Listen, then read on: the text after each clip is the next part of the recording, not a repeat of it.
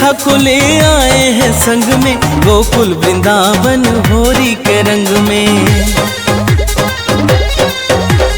अपने सखा को ले आए हैं संग में, गोकुल वृंदावन होरी के रंग में। मथुरा में उड़े गुलाल रे, मथुरा में उड़े गुलाल रे। फूलों से होरी, रंगों से होरी, होरी खेलत नंद लाल रे। फूलों से होरी, रंगों से होरी, होरी खेलत नंद लाल रे। होरी खेलत नंद लाल रे।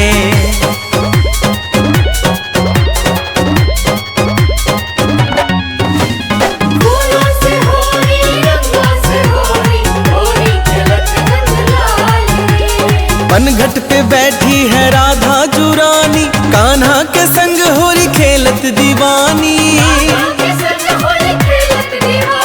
पेड़ों के पीछे छिपके ल जाए, गोपी अबीर चहुर उड़ाए। पनघट पे बैठी है राधा जुरानी, कान्हा के संग होरी खेलत दीवानी। पेड़ों के पीछे छिपके ल जाए, गोपी अबीर चहुर उड़ाए। रंग लेके दौड़े कृष्ण गोपाल रे, रंग लेके दौड़े कृष्ण गोपाल रे। फूलों से होरी, रंगों से होरी, होरी खेलत नंद लाल रे। फूलों से होरी, रंगों से होरी, होरी खेलत नंद लाल रे। होरी खेलत नंद लाल रे।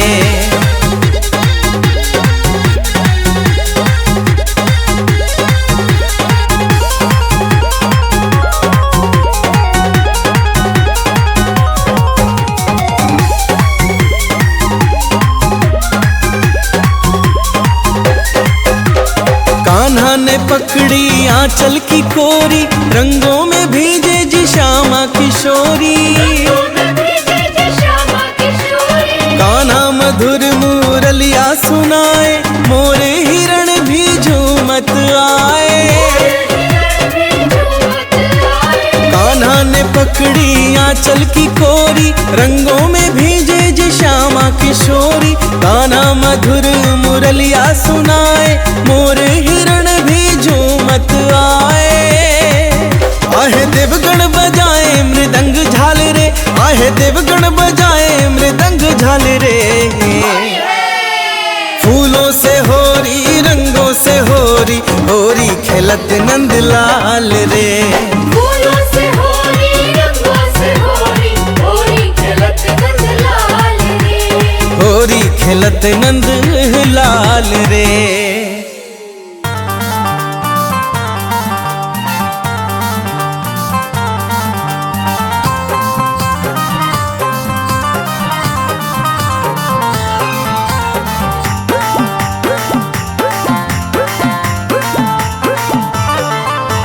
होली के रंग चढ़ल अवध धाम हो, अवध धाम। होली के रंग चढ़ल अवध धाम, आ रंग बरसावेला वीर हनुमान सिया रामचंद्र की जय। सिया चला लिया वधवा के ओर, होलिया खेले राम लला। सिया चला लिया वधवा के ओर, होलिया खेले राम लला। राम लला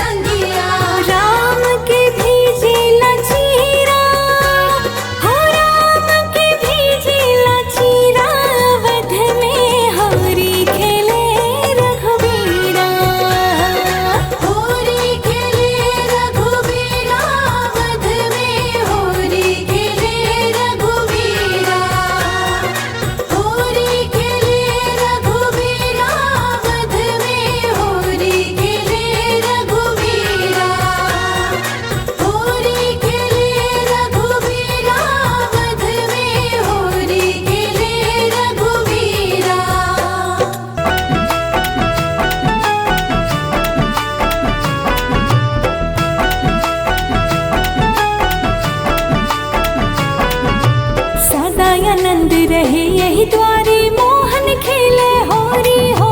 सदा आनंद रहे यही द्वारे मोहन खेले होली हो। सदा आनंद रहे यही द्वारे मोहन खेले होली हो। सदा आनंद रहे यही द्वारे मोहन खेले होली हो। एक और खेले कुंवर कन्हाई, एक और खेले कुंवर कन्हाई, एक और खेले कुंवर कन्हाई, एक और खेले कुंवर कन्हाई। एक और राधा गोरी हो। सदा आनंद रहे यही द्वारे मोहन खेले होरी हो। सदा आनंद रहे यही द्वारे मोहन खेले होली हो।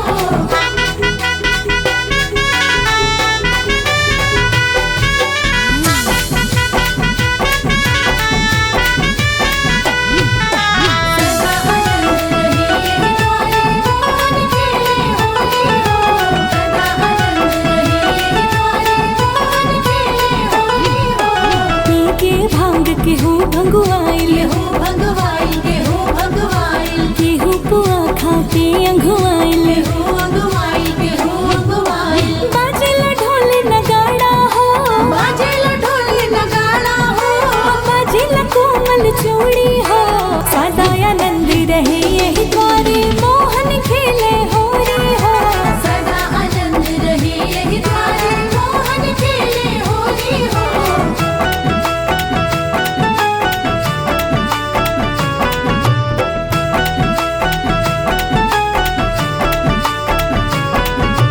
उड़द अबीर गगन ललियाइल, गगन ललियाइल, गगन ललियाइल। मुदित मगन मनवा हरसाइल। मन हरसाइल हो, मन हरसाइल। खेले रंग सिया जान के हो, खेले रंग सिया जान की हो। खेले रंग रघुनंदन हो। सदा आनंद रहे यही द्वारे मोहन खेले होरी हो। सदा आनंद रहे यही द्वारे मोहन खेले होली हो।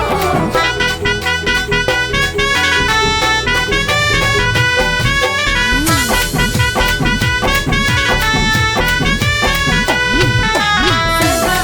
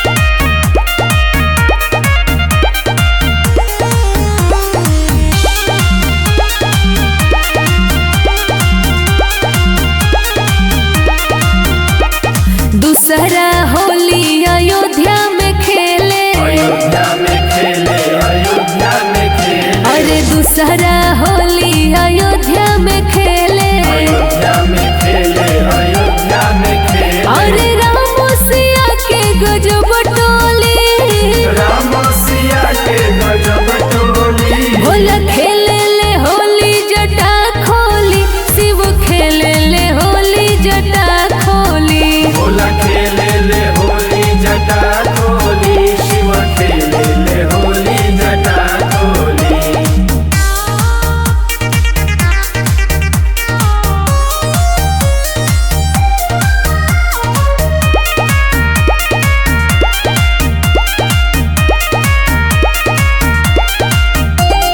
तीसरा होली गोकुल में खेले, गोकुल में खेले हो, गोकुल में खेले। अरे तीसरा होली गोकुल में खेले, गोकुल में खेले हो, गोकुल में खेले। अरे कृष्ण राधा के गजब टोली, कृष्ण राधा के गजब टोली। भोला खेले ले होली जटा खोली, शिव खेले ले होली जटा खोली। भोला खेले ले होली जटा खोली, शिव खेले ले होली जटा खोली।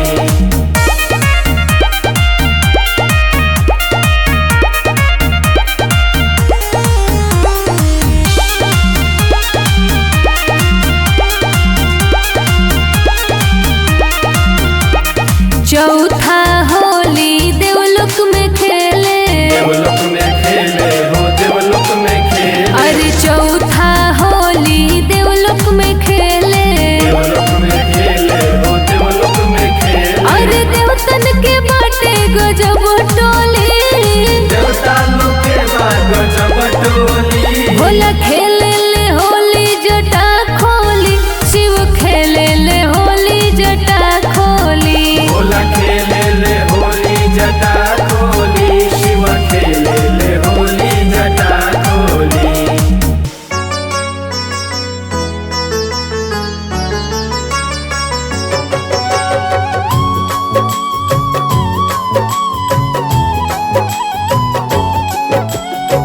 प्रेम से बोलिए नरसिंह भगवान की जय, श्री रामचंद्र भगवान की जय, श्री कृष्ण भगवान की जय, भगवान शिव की जय, भक्त प्रहलाद की जय। भक्तों, हिंदू धर्म में कई प्रमुख व्रत एवं त्योहार हर्षोल्लास के साथ मनाए जाते हैं, जिनमें होली पर्व का विशेष महत्व है। होली पर्व की शुरुआत वास्तव में होलिका दहन से होती है। धार्मिक मान्यताओं के अनुसार होलिका दहन पर्व को बुराई पर हुई अच्छाई की जीत के रूप में धूमधाम से मनाया जाता है। होलिका दहन, जिसे छोटी होली भी कहते हैं, कि अगले दिन पूर्ण हर्षोल्लास के साथ रंग खेलने का विधान है और अबीर गुलाल आदि एक दूसरे को लगाकर व गले मिलकर इस पर्व को मनाया जाता है। हिंदुओं के लिए होली का पौराणिक महत्व भी है। इस त्योहार को लेकर सबसे प्रचलित है प्रहलाद, होलिका और हिरण्यकश्यप की कहानी। लेकिन होली की केवल यही नहीं, बल्कि और भी कई कहानियां प्रचलित हैं। वैष्णव परंपरा में होली को होलिका प्रहलाद की कहानी का प्रतीकात्मक सूत्र मानते हैं। प्रेम से बोलिए भक्तों, भक्त प्रहलाद की जय।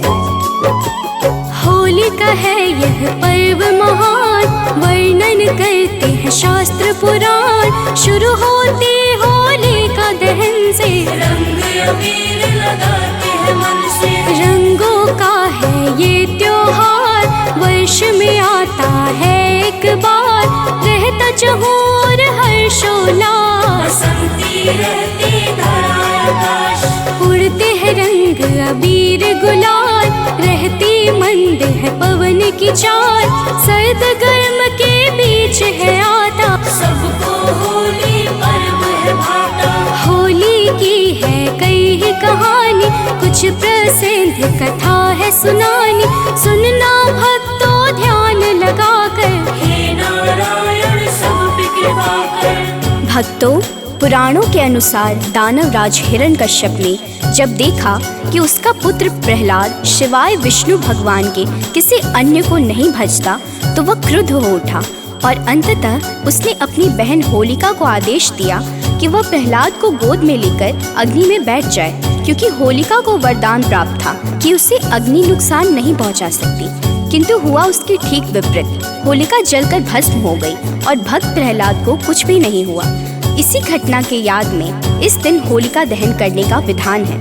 होली का पर्व संदेश देता है कि इसी प्रकार ईश्वर अपने अनन्य भक्तों की रक्षा के लिए सदा उपस्थित रहते हैं। होली की केवल यही नहीं बल्कि और भी कई कहानियां प्रचलित हैं। प्रेम से बोलिए भक्तों, भक्त प्रहलाद की जय। एक कथा जो कहते पुराण, प्रहलाद था एक भक्त महान। पिता को अपने बहना भाता, मरने को दाना युक्ति लगाता। होलिका को आदेश दिया है, गोद में प्रहलाद बैठा लिया है। होलिका को था ये वरदान, अग्नि से होगा न कोई नुकसान। होलिका बैठी है अग्नि कुंड पर, मर गई वह अग्नि में जलकर। बच गया जिंदा भक्त प्रहलाद, उसका कुछ कर पाया ना। इस दिन दहन का है ये विधान, सब करते हैं हरि को प्रणाम। हम सब खेलते होली मिलकर, करो कृपा नरसिंह परमेश्वर। भक्तों, होली की एक कहानी कामदेव की भी है। पार्वती शिव से विवाह करना चाहती थी, लेकिन तपस्या में लीन शिव का ध्यान उनकी तरफ गया ही नहीं। ऐसे में प्यार के देवता कामदेव आगे आए और उन्होंने शिव पर पुष्प बाण चला दिया। तपस्या भंग होने से शिव को इतना गुस्सा आया कि उन्होंने अपनी तीसरी आंख खोल दी और उनके क्रोध की अग्नि में कामदेव भस्म हो गए। कामदेव के भस्म हो जाने पर उनकी पत्नी रति रोने लगी और शिव से कामदेव की जीवित करने की गुहार लगाई। अगले दिन तक शिव का क्रोध शांत हो चुका था। उन्होंने कामदेव को पुनः जीवित किया। कामदेव के भस्म होने के दिन होलिका जलाई जाती है और उनके जीवित होने की खुशी में रंगों का त्योहार मनाया जाता है। प्रेम से बोलिए भक्तों, भक्त प्रहलाद की जय। होली की यह भी एक कहानी, पार्वती थी शिव की ध्यानी। शिव भी रहते तप में लीन, आए कामदेव आगे उस दिन। गौरी को था शिव को पाना, मुश्किल था पर शिव तक जाना। तब कामदेव ने बाण चलाया, शिव पर पुष्प का वर्षा कराया। क्रोधित शिव ने नेत्र है खोला, भस्म कामदेव पृथ्वी डोला। उनकी पत्नी ने किया गुहार, जिसको शिव ने किया स्वीकार। जीवित हुए हैं कामदेव फिर, कहाँ चलाऊंगा अब नाते। हर्षित हुआ फिर यह संसार, तब से मनाते होली त्योहार। भक्तों, महाभारत की एक कहानी के मुताबिक युधिष्ठिर को श्री कृष्ण ने बताया, एक बार श्री राम के एक पूर्वज रघु के शासन में एक असुर महिला थी। उसे कोई भी नहीं मार सकता था क्योंकि वह एक वरदान द्वारा संरक्षित थी। उसे गली में खेल रहे बच्चों के अलावा किसी से भी डर नहीं था।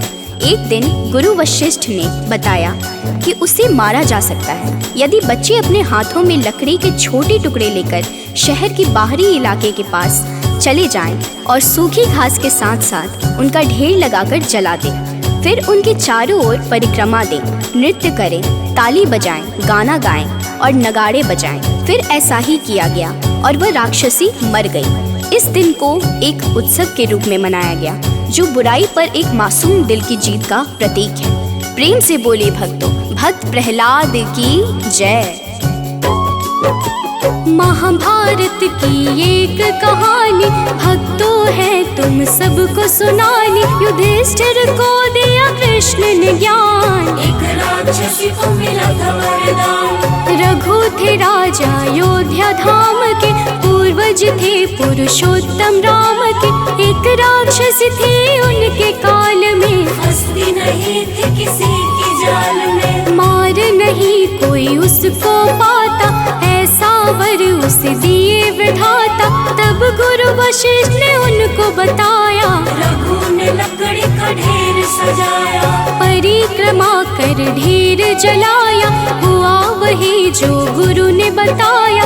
राक्षसी उसमें मर गई जलकर, मना नगर में होली दिन भर। भक्तों, होली का श्री कृष्ण से गहरा रिश्ता है, जहाँ इस त्योहार को राधा कृष्ण के प्रेम के प्रतीक के तौर पर देखा जाता है। वही पौराणिक कथा के अनुसार जब कंस को श्री कृष्ण के गोकुल में होने का पता चला तो उसने पूतना नामक राक्षसी को गोकुल में जन्म लेने वाले हर बच्चे को मारने के लिए भेजा। पूतना स्तनपान के बहाने शिशुओं को विष पान कराती थी, लेकिन कृष्ण उसकी सच्चाई को समझ गए। उन्होंने दुग्धपान करते समय ही पूतना का वध कर दिया। कहा जाता है कि तभी से होली पर्व मनाने की मान्यता शुरू हुई। विंध्य पर्वतों के निकट स्थित रामगढ़ में ईशा से 300 वर्ष पूर्व के अभिलेख में भी इसका उल्लेख मिलता है। इसी खुशी में गोपियों ने उनके साथ होली खेली थी। प्रेम से बोले भक्तों, भक्त प्रहलाद की जय। कृष्ण का होली से गहरा नाता, कन्हैया को यह पर्व है भाता। राधा कृष्ण के प्रेम रूप है, होली पर्व अनोखा रूप है। एक पौराणिक कथानुसार गोकुल में गए कृष्ण पधार। कंस को जब यह पता चला है, पूतना द्वारा हरि को चला है। पूतना करा रही दुग्धपान। कृष्ण गए सच्चाई को जान, पूतना का फिर वध किया है। उस राक्षसी को मुक्ति दिया है। तभी से लगे सब होली मनाने, लगे एक दूजे को रंग लगाने। विंध्य पर्वत पर इसका निशान, होली का है पर्व महान। भक्तों, होलिका दहन की पूजा में रोली, माला, अक्षत, गंध, पुष्प, धूप, गुड़, कच्चे सूत का धागा, बतासे, नारियल एवं पंच फल इत्यादि पूजा की सामग्री के रूप में एक थाली में रखे जाते हैं। इन सभी चीजों को होलिका दहन के समय होलिका के पास रखा जाता है। फिर श्रद्धा भाव से होलिका के चारों ओर 7 से 11 बार कच्चे सूत के धागे को लपेट दिया जाता है। होलिका दहन के बाद सभी सामग्रियों को एक एक करके होलिका में आहुति दी जाती है और फिर जल से अर्घ प्रदान किया जाता है। इसके पश्चात होलिका दहन के बाद पंचफल और चीनी से बने खिलौने इत्यादि को आहुति के रूप में समर्पित करने का विधान है। प्रेम से बोले भक्तों, भक्त प्रहलाद की जय। होलिका दहन के दिन पूजन में रोली, अक्षत, गंध व माला, पुष्प, धूप, गुड़, सुत का धागा, पंच फलों संग थाल में डाला। सबको एक थाली में सजाकर, छोटा सा एक दीप जलाकर होलिका के पास है रखा जाता। श्रद्धा से हर कोई शीश नवाता। चारों ओर से सुत के धागे होलिका पे है लपेटे जाते। एक एक करके सारी सामग्री हम सब होलिका पे है चढ़ाते। जल से करते हैं अर्घ प्रदान, पंचफल समर्पण का विधान। कर परिक्रमा होलिका जलाते, मिलकर होली का पर्व मनाते। भक्तों, होली वसंत के मौसम में खेली जाती है, जो सर्दी के अंत और ग्रीष्म ऋतु के बीच की अवधि होती है। ऐसे में पुराने समय में सर्दियों के दौरान लोग नियमित रूप से स्नान नहीं करते थे, जिसके कारण त्वचा रोग का खतरा बढ़ जाता था। इसलिए होलिका दहन के पीछे छिपा वैज्ञानिक कारण यह है कि इस पर्व के दौरान जलाई गई लकड़ियों से वातावरण में फैली हुई खतरनाक जीवाणु नष्ट हो जाते हैं और होलिका की परिक्रमा करने से शरीर पर जमे हुए कीटाणु भी अलाव की गर्मी से मर जाते हैं। वहीं देश के कुछ हिस्सों में होलिका दहन के बाद लोग अपने माथे और शरीर पर होलिका की राख लगाते हैं, जिसे मानसिक और शारीरिक स्वास्थ्य के लिए अच्छा माना जाता है। प्रेम से बोलिए भक्तों, भक्त प्रहलाद की जय। होली का पर्व है सबसे पावन, रंग होते हैं सारे मन भावन। ग्रीष्म सर्द के बीच है आती, होली सबके मन को भाती। ठंड में होता न रोज स्नान, स्वच्छता का ना रहता ध्यान।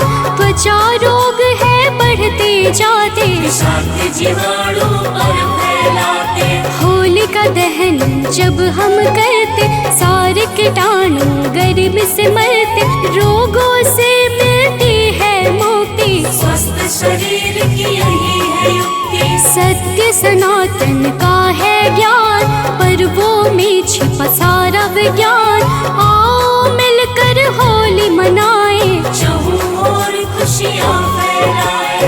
भक्तों, फाल्गुन शुक्ल अष्टमी से फाल्गुन पूर्णिमा तक होलाष्टक माना जाता है, जिसमें शुभ कार्य वर्जित रहते हैं। पूर्णिमा के दिन होलिका दहन किया जाता है। इसके लिए मुख्यतः 2 नियम ध्यान से रखने चाहिए। पहला, उस दिन भद्रा ना हो। भद्रा का दूसरा नाम विष्टिकरण भी है, जो कि 11 कारणों में से एक है। एक कारण तिथि के आधे भाग के बराबर होता है। दूसरी बात, पूर्णिमा प्रदोष काल व्यापनी होनी चाहिए। सरल शब्दों में कहे तो उस दिन सूर्यास्त के बाद के 3 मुहूर्तों में पूर्णिमा तिथि होनी चाहिए। प्रेम से बोलिए भक्तों, भक्त प्रहलाद की जय। आप सभी श्रोतागणों को होली व होलिका दहन की हार्दिक शुभकामनाएं।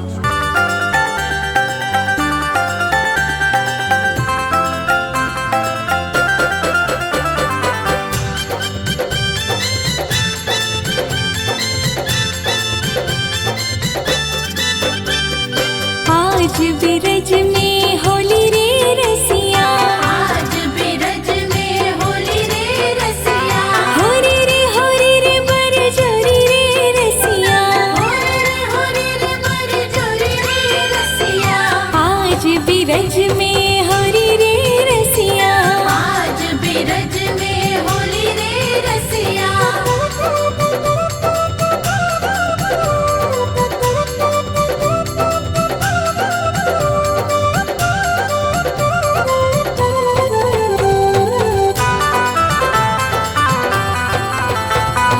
घर घर से ब्रज बनिता आई, घर घर से ब्रज बनिता आई, घर घर से ब्रज बनिता आई। घर घर से ब्रज बनिता आई। कोई सावल कोई गोरी रे रसिया, कोई सावल कोई गोरी रे रसिया, आज बिरज में होली रे रसिया। आज बिरज में होली रे रसिया।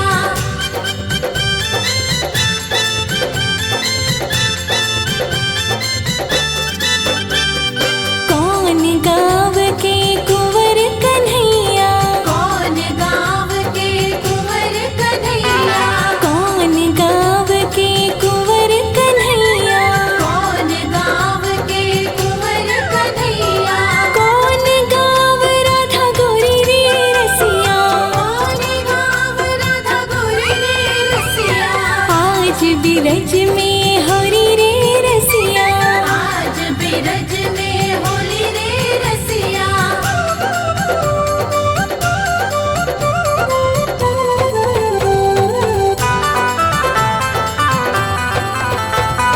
नंद गाँव के कुंवर कन्हैया, नंद गाँव के कुंवर कन्हैया, नंद गाँव के कुंवर कन्हैया, नंद गाँव के कुंवर कन्हैया, बरसान की राधा गोरी रे रसिया, बरसात की राधा गोरी रे रसिया, आज बिरज में होली रे रसिया।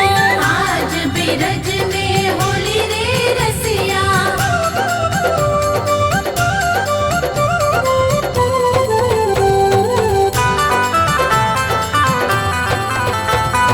कौन वरण के कुंवर कन्हैया, कौन वरण के कुंवर कन्हैया, कौन वरण के कुंवर कन्हैया, कौन वरण के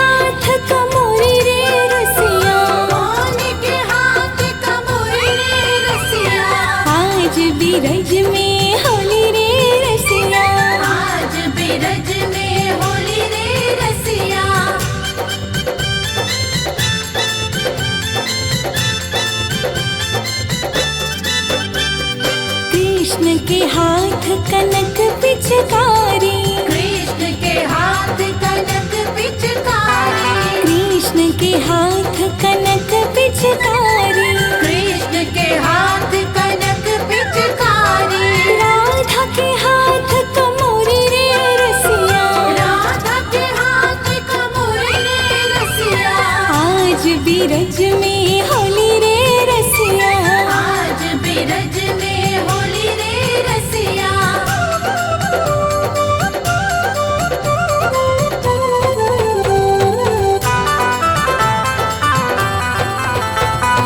उड़त गुलाल लाल भय बादल, उड़त गुलाल लाल भय बादल, सखी उड़त गुलाल लाल भय बादल, उड़त गुलाल लाल भय बादल, मारत भर भर झोरी रे रसिया, मारत भर भर झोरी रे रसिया, आज बिरज में होली रे रसिया, आज बिरज में होली रे रसिया।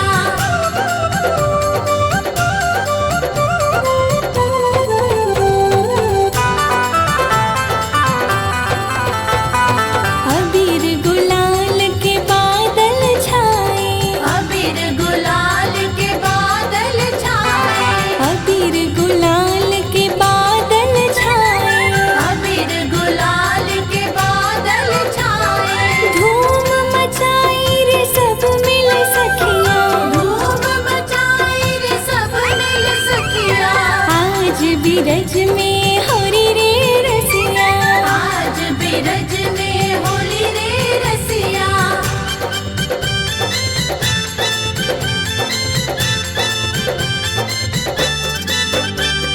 चंद्र सखी भज बाल कृष्ण छवि, चंद्र सखी भज बाल कृष्ण छवि, चंद्र सखी भज बाल कृष्ण छवि, चंद्र सखी भज बाल कृष्ण छवि, चिर जीवे है जोड़ी रे रसिया, चिर जीवे यह जोड़ी रे रसिया, आज बिरज में